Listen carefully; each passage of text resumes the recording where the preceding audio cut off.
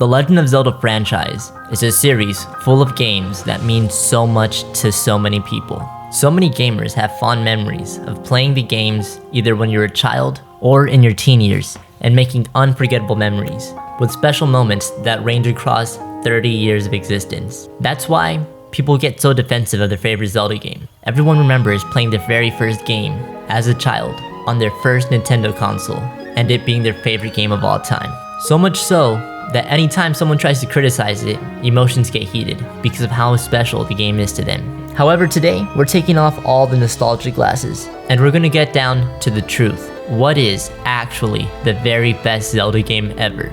But in order to find out what the truth is, we have to break down the criteria. So let's pretend someone who's never played a video game is in a circular room, equally distant from every Zelda game on every console. If they walked around the room and picked up each game at random, which game would they find their favorite?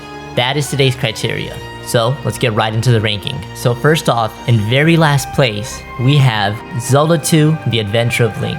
This is probably the last bad game in the entire series. This game focused on 2D action that wasn't better than anything else out on the market at the time, but it also implemented a terrible 2D top-down system that just brought the entire game down. It does go to last place. Next, we have The Legend of Zelda.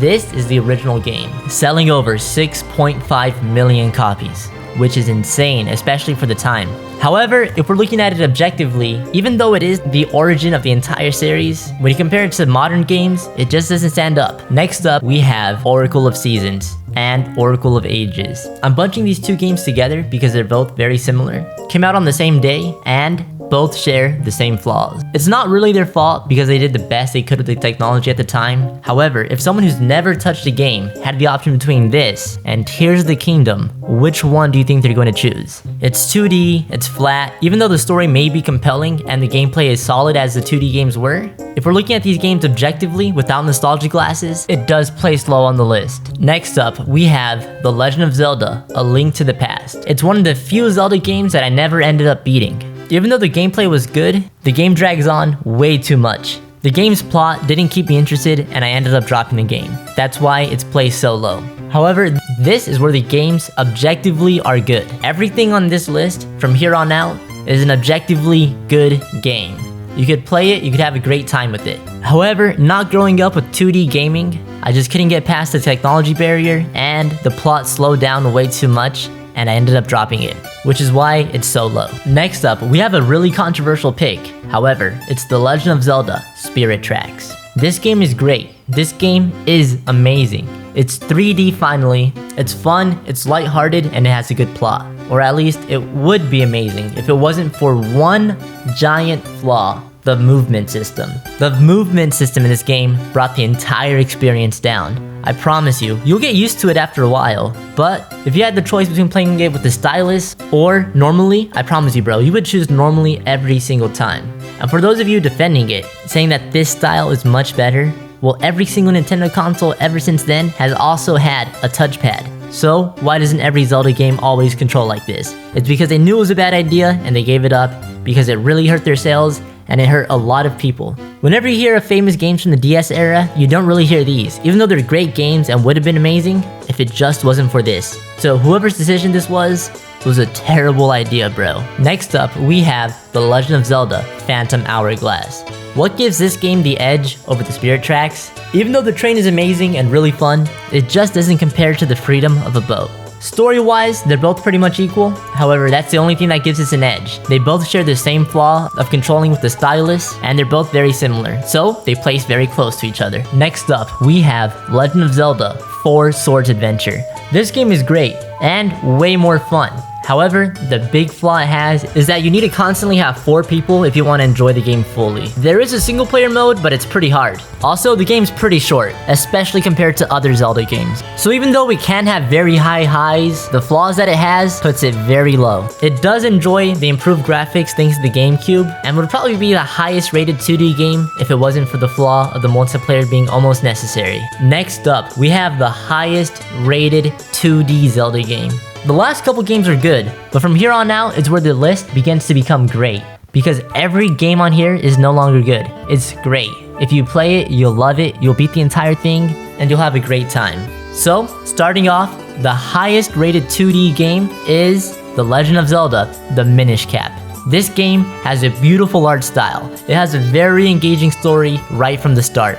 The gameplay is simple, yet it's really fun. It's like if a modern 3D Zelda game got smushed down into 2D and was forced to be this way.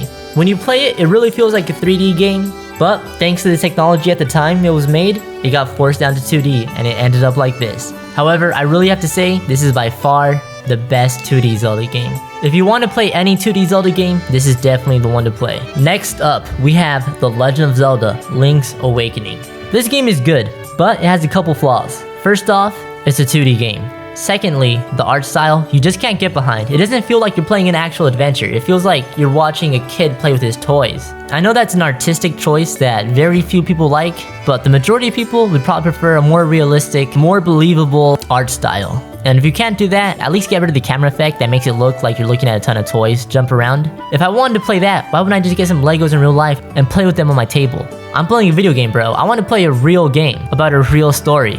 Gameplay wise, it's nothing too special, so it's sitting pretty low on the list. Next up, we have a game that not that many people know about, The Legend of Zelda, A Link Between Worlds. Even though I personally like the Minish Cap more than this game, it's objectively better. First off, the added 3D graphics help you get immersed into the world much more. The movement feels fast and swift. You're no longer stuck onto a 2D grid. You can swing any way you want. The combat's fast-paced, and this is the very first game where they started experimenting with the standard Zelda style, making it much more engaging for people who want to play the game. It's a fun, solid time, nothing too special though. Next up, we have the newest game in the series, The Legend of Zelda, Echoes of Wisdom. This game is interesting because even though gameplay-wise it's very similar to A Link Between Worlds and A Link to the Past, plot-wise, it's much more similar to Breath of the Wild and Tears of the Kingdom, implementing much more of those story materials into the old systems. But that's not what makes the game great. What makes the game great is how unique it is. Instead of playing as Link, you play as Zelda, which in itself doesn't make it better. But what does make it better is the magical abilities that they give Zelda. It's so fun. Every time you see a new enemy, you get so excited. It's like getting a new Pokemon. Once you defeat the enemy, you can create copies of it and pretty much use its abilities for your own advantage, making you want to go through the entire game. Also, the plot is pretty great. Even though it's still 2D and shares the same flaws like the toy camera it gives it, it ranks pretty high just because of how fun the gameplay is. Now, we're finally into the games that I like to call amazing. However, one of these games has to be the worst of the best, and that is The Legend of Zelda, Majora's Mask. Objectively, it is better than all the previous games on the list. However, I don't like it personally. It's much too dark and puts me in a bad mood every time I play it. I don't like the plot, it's very sad. The overall setting is very just depressing, bro. And I didn't end up beating it. Even though it's on a time system where the game keeps resetting and going back in time after every 4 days, it doesn't help it because every time the game resets, it feels like you're going back in time and losing all the progress you made. Even though you keep the items, it makes all your hard work feel like it was wasted. And on top of that, the plot is the least engaging of any of the other games. Gameplay wise, it's pretty solid. The best version to play is definitely the 3DS version, bro. I do not care what anybody says. If you look at a screenshot from the 3DS version versus the Nintendo 64 version, objectively, the 3DS version is better. And if someone had never seen either of those before and they wanted to choose which version to play, every single time, they'll choose the 3DS version. From here on out, everything that we're going to announce on the list is very important because we're finally ranking the best of the best. There's a lot of suspense, a lot of anticipation for what's going to be next on the list. So next up on the list is The Legend of Zelda, Skyward Sword. Look, I played the game myself, and personally, I liked it a lot. But my favorite part was running around Skyloft Island. It felt like a hometown. Because in other games, once you leave your hometown, there's not much to do there. However, in Skyloft, there is always something to do. It made the place feel alive and like it was really your hometown. However, what flaws does it have? First off, flying around the sky was very fun, I loved it. But there wasn't much to do, and I wish they added like some kind of enemy in the sky, or some more challenges, or something fun to do in the sky, cause I mean, you fly around and it's fun, but you get bored of it pretty fast. On top of that, bro, every time I would go to the ground, I would get immediately bored. The dungeons were pretty fun, but the open world areas before and after the dungeons, they're boring, bro. Like, I really hate this desert area. Even though they thought it'd be cool, like, oh, it's a desert. But this time, It's an old sea. It was just boring, bro. Like, I promise you, if you try playing this, you're gonna get bored. But plot-wise, it was pretty great. I like the characters. One other thing that brings this game down so much is the fact that the art style, even though it is nice to look at, after a while, your eyes get a little bit tired of it. Every other Zelda game feels at least a little bit realistic, even though they are cartoonish. But this one, the colors are too bright. It feels like you're playing a game that was made for kids, even though kids, we're pretty smart, bro. We're not gonna fall for this. Even though it's an amazing game and it's pretty good, I just wouldn't play it again, bro. The only way I'd play it again is if I could skip the boring parts. But you can't, sadly. So it gets stuck at this place. Next up, the Unks are gonna get mad at me for this one, bro. But I promise you, it's the right choice. The Legend of Zelda, Ocarina of Time. The best version we're ranking is the 3DS version. This game is beautiful, it looks amazing. It has a great story. It's like almost like an anime, bro. This story is amazing. It's like you start off like you're Naruto or Luffy, and then you go off on your adventure, and you have a great time. You save the entire kingdom, and you feel like a hero at the end of the story. It's not depressing, it puts you in a good mood. But more than that, it's just a world you want to live in, bro. It's very fun, it's very beautiful. I think this game's 10 out of 10. The only flaws I can really see are that some of the systems do feel outdated and unfulfilled. Like, they had so many ideas when bringing this game to 3D, they just couldn't fill them all out. Like, you get fire spells and fire attacks. They're the most useless attacks you ever get in a game, bro, I promise you. Like, I don't even know why they gave us this. If they spent more time and focused on it more, it would probably be one of the most fun parts of the entire game. However, as it is, it just didn't go all the way. Oh, also the horseback riding, not that fun. The hookshot is pretty cool, but other games implement it way better than this one does. But that's not to take away from this game, because this game is great. If you play it, you'll love it, you'll beat the entire thing, I promise you, bro. I beat the 3DS version in like 2 days, that's how good it was. And even though this game is great, we gotta go on to games even better than this one. Now, we're finally moving into what I like to call masterpieces, because every game from here on out is a masterpiece. But I won't lie, they're not hard to rank, because we're going for the objective truth here. And the objectively next best game is The Legend of Zelda Wind Waker. We're doing the most recent HD release of it. This game is beautiful. This game is amazing. I love playing it. If the last game felt like an anime, this one feels like an even better anime. You start off on an island and your sister gets kidnapped, and you have to go on an adventure to save her. What makes this game even more beautiful than just that is the supporting characters. It finally feels like the world is alive, like they give you a grandma. And one of the things that motivated me the most to finish the game is anytime I'd go to my grandma's house, she'd say how sad she was that she couldn't see her granddaughter. So you know your boy had to go out immediately after and keep playing the game. It's one of the most genius storytelling techniques in all of gaming history. And honestly, bro, more than anything, this game is very fun. It's so fun going around on the boat. It's so fun sneaking around enemies. The combat is so fun. It takes skill. It takes actual engagement. You're never bored in this game. There's so many side stories and side casts that I really cared about and wanted to see what happened. Windfall Island, even though the city isn't physically big, it feels like an entire world. With how every single building has its purpose and every single character you talk to has their own story. This is where the Zelda series goes from a pretty good game to almost an entire world you can live in. The only flaws I can really think about are sometimes some of the islands are kind of boring, especially the temples. But other than that, I gotta give this game 10 out of 10. Now, for the number 3 spot. If you've done the math and you have common sense, I think you know what's coming next. It's The Legend of Zelda Twilight Princess. If you divide the game into 3 eras, the boring 2D era, the amazing 3D era, and then the Breath of the Wild era, this game is the pinnacle and best of the old 3D Zelda, bro. I promise you, this game is amazing. The art style is amazing. It feels like real life even though it's not too realistic. I think they did the best you could at the time. But this game is amazing, bro. If you've only started playing Zelda ever since Breath of the Wild onward, and you want to play an old game, this is the only one you should play, bro, I promise you. This is by far the best one. The world is huge, and the art style is more realistic and sucks you into the game. And some of these puzzles, bro, they actually get a little bit hard. This was the very first time I had to Google how to beat a game, bro. That's how hard it was. So the plot goes like this. You start off in your peaceful village of Orden.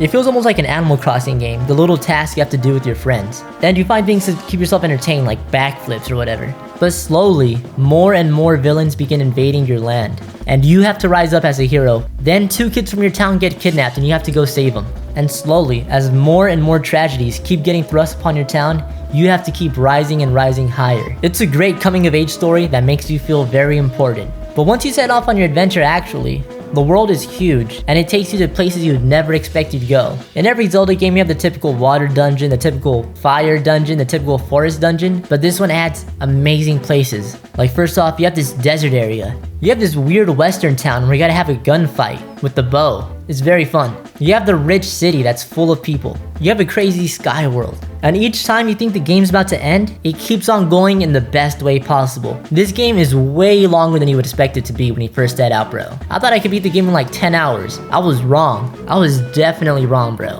This game doesn't feel like an adventure. It feels like an entire world. And seeing as the whole point of the Zelda games are to save the world, this one does it the best. I think this game has the most NPCs, the most people to talk to, and the most interesting story out of all of them. And the world that feels the most alive out of all of them. Because even though Tears of the Kingdom and Breath of the Wild are better, you can't interact with enough of the NPCs to make it feel like you actually are a part of the town. Now flaws, the game is pretty old, so it's not perfect, but I think it's the highest point of the old 3D Zelda series. If only you got a sequel. Now, whichever game you put in number 2 means that there's only one champion. So this is probably the most important decision in the entire video. So, the second best game in the Legend of Zelda franchise, controversially, it's going to be The Legend of Zelda Tears of the Kingdom. Now, all the strengths of this game, I'm going to go over when I talk about the first place game. However, we're going to talk about what makes this game not as good as first place. First off, the entire Underworld section, bro. I promise you, I hate it. It's so boring. It is not fun. But that's the only way you can get the best gear in the game. Like, I don't know what they were thinking when they made this game, bro. Like, guys, what we're gonna do, double the size of the map. Now, everybody's thinking that's great. What are we gonna put in it? How about this? Instead of adding a ton of cool places that you can visit, maybe a sea south of the land, or like an entire kingdom, a whole town in the sky. We're not gonna do any of that. We're not gonna put some foreign land with like giant vegetation or different biomes you guys have never seen, different cultures. We're not doing any of that, guys. We're not gonna add more towns in the overworld. We're not gonna show the world being rebuilt and being built better. We're not gonna add more towns, more story. Nah, so we're not doing any of that, guys. We're gonna double the size of the map. But the way we're gonna do that is by making it underneath the current map, making it extremely dark to the point that you can't see anything. And you gotta walk around in the darkness for hours to unlock the best gear in the game.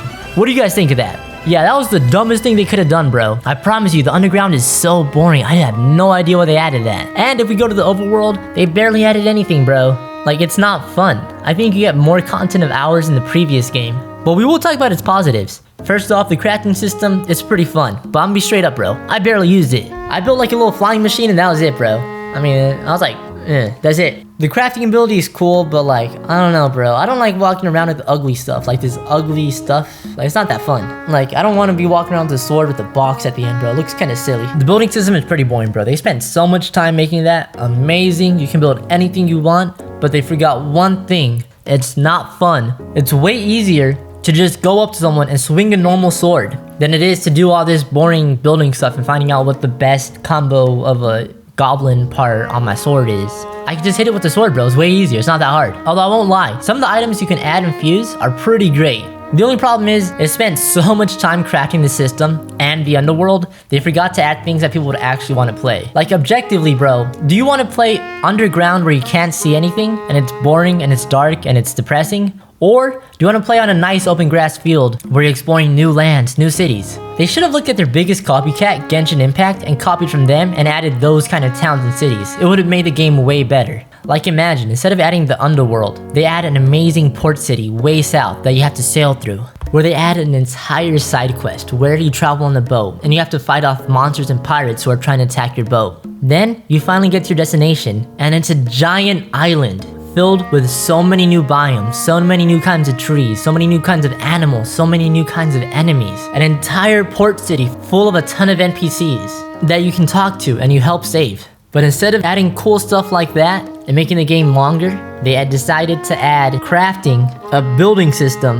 And also, bro, even though we're doing this objectively so trailers don't count in the ranking, if we looked at all the trailers for this, bro, when I got hyped for this game, they kept off showing the sky, bro. I thought there'd be an entire sky island, like an entire sky land up there, bro. But what ended up happening? I was so disappointed, bro. There's like 3 islands that are actually important in the sky, and that's it. And there's like nothing to do up there, bro. It's so boring. You go up there, you get bored, you go back down. They put all the good loot at the bottom underneath the map. I think all they wanted to do really was flex that, oh, we can make really cool stuff. It was a waste of time and it made the player experience way worse. If they were smart, they would have added more content to the land like Genshin Impact does. Maybe gave Link new cool abilities, or at least let him keep his old ones, bro, because these new ones kind of suck compared to the old ones. Or at least the option to keep the old ones. I think this game could have been way better and they really fumbled the bag.